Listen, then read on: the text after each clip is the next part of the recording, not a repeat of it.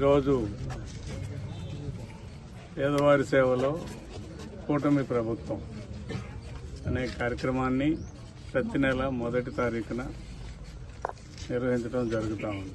వివిధ రకాల పెన్షన్దారులు ఎవరైతే ఉన్నారో వృద్ధులు, వికలాంగులు, వితంతువులు, సంపూర్ణంగా అంగవైకల్యం కలిగిన వారు, అలాగే రాజధాని ప్రాంతాల్లో రాజధాని పెన్షన్లు అన్నీ కలిపి తాడికొండ నియోజకవర్గంలో 19,50,87,700 రూపాయలు ఒక్క రోజున డిస్ట్రిబ్యూట్ చేయడం జరుగుతుంది.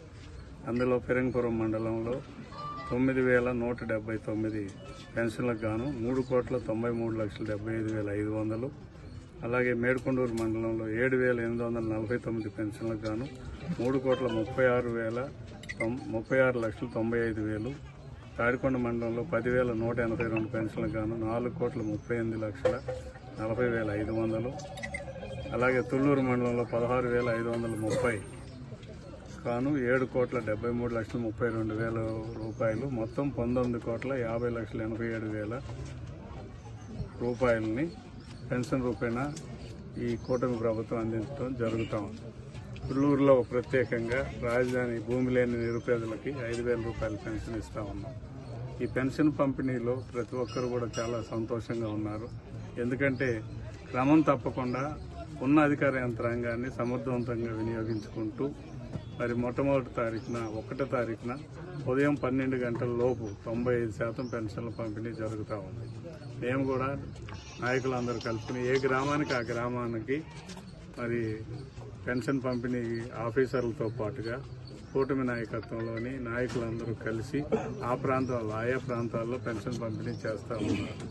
నేను కూడా ప్రతి నెల క్రమం తప్పకుండా 3 గ్రామాలు తగ్గకుండా పెన్షన్ పంపిణీ చేయడం జరుగుతూ ఉంది.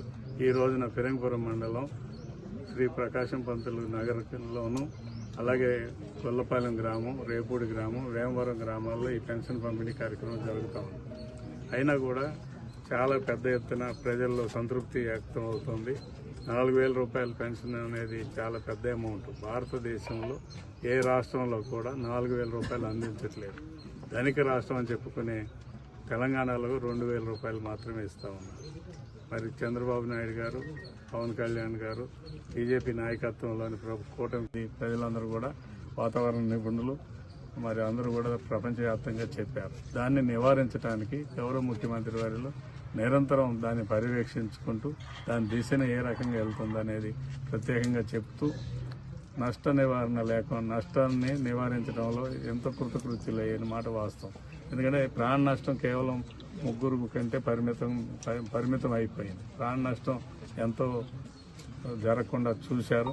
అదేవిధంగా అధికార యంత్రాంగాన్ని, రాజకీయ నాయకత్వాన్ని మాలాంటి నాయకులందరినీ కూడా అప్రమత్తం చేసి ఎక్కడ అవసరమైతే అక్కడ పునరావాస శిబిరాలు ఏర్పాటు చేసి ఆ పునరావాస శిబిరాల్లో ప్రతి ఒక్కరికి 3 రోజులు పని కోల్పోయారు కాబట్టి వాళ్ళకి మనిషి ఒక్కటికి 1,000 రూపాయలు, కుటుంబానికి 3,000 పరిమితి పెట్టి 3,000 రూపాయలు అందజేశారు.